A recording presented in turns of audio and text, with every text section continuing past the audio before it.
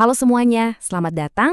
Kali ini kita bakal mulai sebuah petualangan yang seru banget, yaitu perjalanan untuk menjadi pembaca yang andal.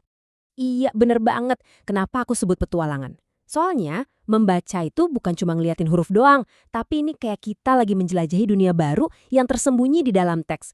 Jadi, siap-siap ya para petualang. Oke, ini dia peta petualangan kita hari ini. Pertama, kita pahami dulu misi utamanya. Terus, kita siapin alat ajaib, yaitu jurus adik Simba.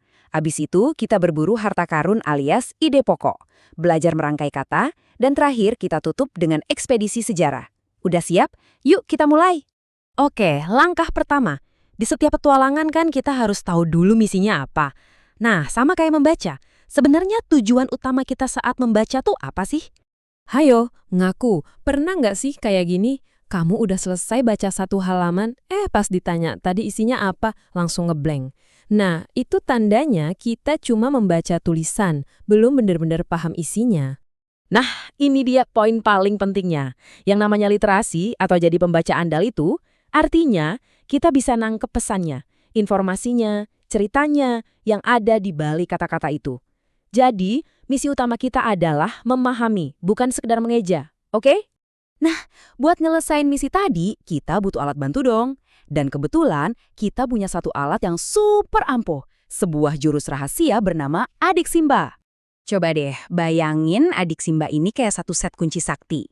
Setiap kunci dari Adik Simba ini bisa ngebuka satu jenis informasi spesifik dari teks yang kita baca. Keren kan? Jadi ini cara sistematis biar nggak ada info penting yang kelewat. Ini dia nih kekuatan di balik Adik Simba. Setiap hurufnya itu singkatan dari pertanyaan penting. Apa yang terjadi? Di mana kejadiannya? Kapan? Siapa aja yang terlibat? Mengapa itu bisa terjadi? Dan terakhir, bagaimana prosesnya? Nah, 6 pertanyaan ini kunci kita buat ngebongkar semua informasi dari teks manapun. Oke, alatnya udah di tangan. Sekarang saatnya kita mulai perburuan harta karun yang sebenarnya.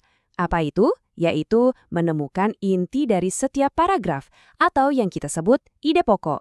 Gini, setiap paragraf itu ibaratnya satu kotak harta karun. Di dalamnya emang banyak kalimat ya, tapi cuman ada satu permata utamanya. Nah, permata inilah yang kita sebut ide pokok. Kalimat-kalimat yang lain, mereka cuman ngejelasin si permata ini aja. Terus, gimana dong cara nemuinnya? Gampang kok. Pertama, baca dulu aja seluruh paragrafnya.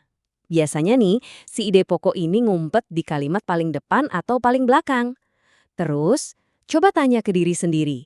Sebenarnya paragraf ini intinya ngomongin apa sih? Nah, jawaban dari pertanyaan itu, itulah ide pokoknya. Biar perburuan kita makin gampang, kita perlu kenal sama dua jenis peta paragraf. Yang pertama, paragraf deduktif.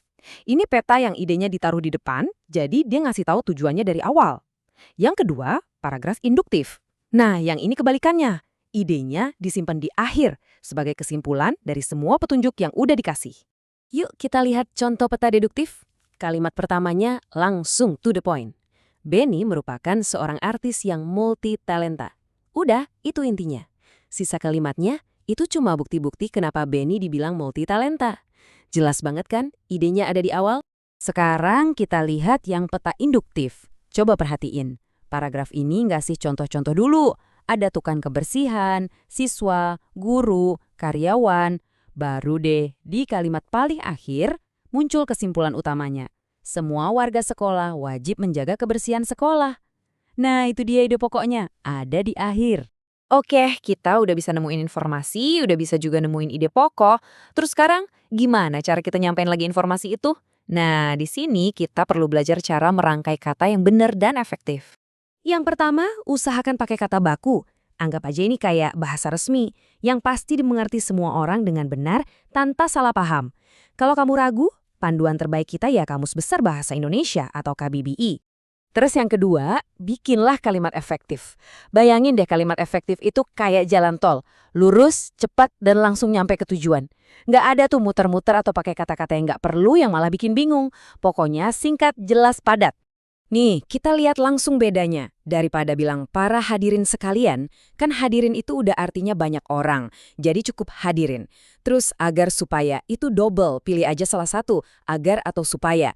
Sama juga kayak sangat besar sekali, cukup sangat besar aja. Kuncinya apa? Pangkas semua kata yang nggak nambahin arti apa-apa. Oke semuanya, sekarang kita sampai di tantangan terakhir.